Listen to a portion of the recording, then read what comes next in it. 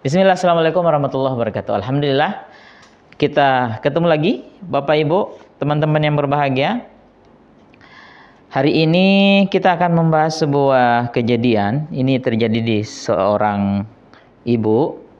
Jadi ibu ini bercerita bahwa anaknya yang masih kelas 2 SD kemudian mengganggu temannya sampai nangis. Setelah temannya nangis, kemudian gurunya datang dan bilang kepada si anaknya ibu ini yang masih kelas 2 SD, "Kamu ini nakal sekali.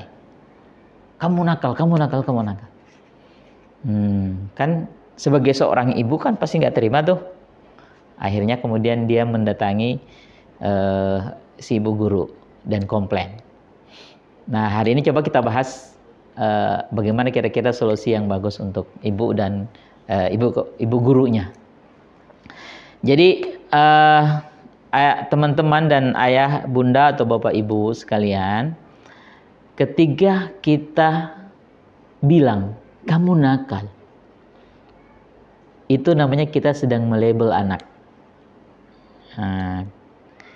Melabel anak ya, melabel anak itu kita kasih tanda di dia, kita kasih cap ke dia, kamu nakal. Kalau sekali, ya. Kalau 2 kali, 10 kali, 100 kali keluar dari mulut kita, ya bisa-bisa jadi doa. Nah, kalau jadi doa, akhirnya benar-benar anak kita jadinya nakal.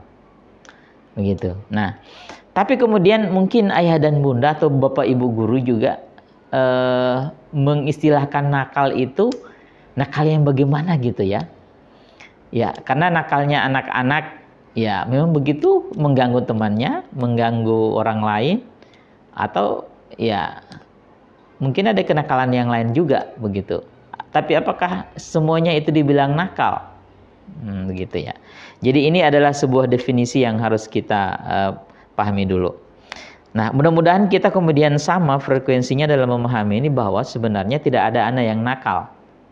Yang ada itu anak-anak yang mau mengekspresikan keinginan tahuannya, atau anak-anak yang mau mengeksplorasi lingkungan sosialnya, atau anak-anak yang mau berteman dengan temannya tapi kemudian dia nggak tahu caranya, kemudian dia mengganggu temannya.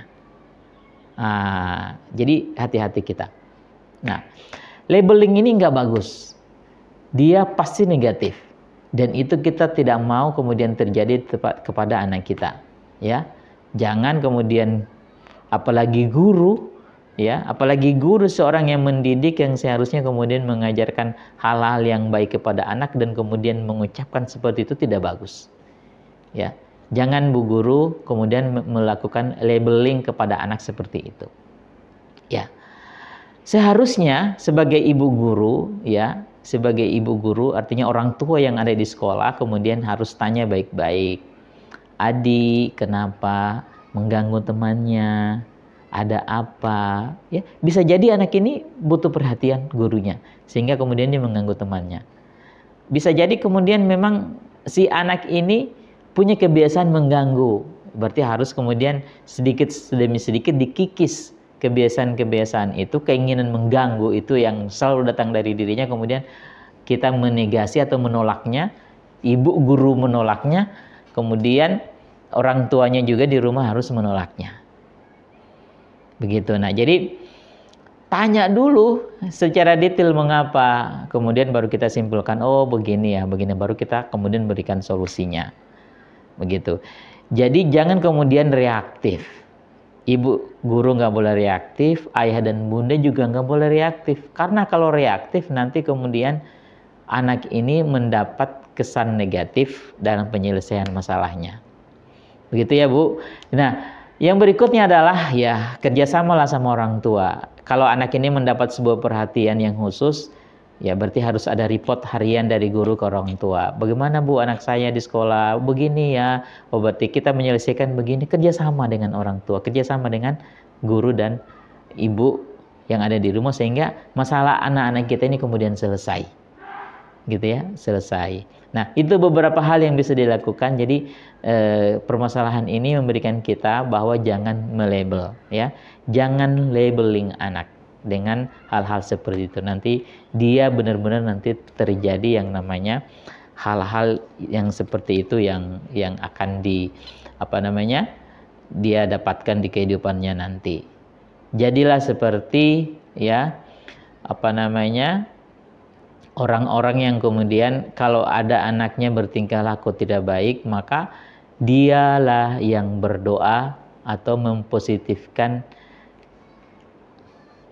responnya terhadap anak, sehingga itu menjadi doa yang baik, dan insya Allah dia juga akan baik, seperti apa yang dilakukan oleh ibundanya Imam As-Sudais.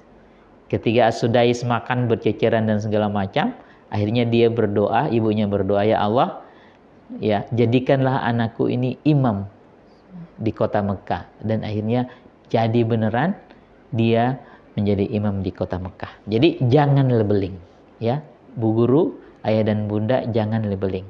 Terima kasih banyak, itu saja dari saya.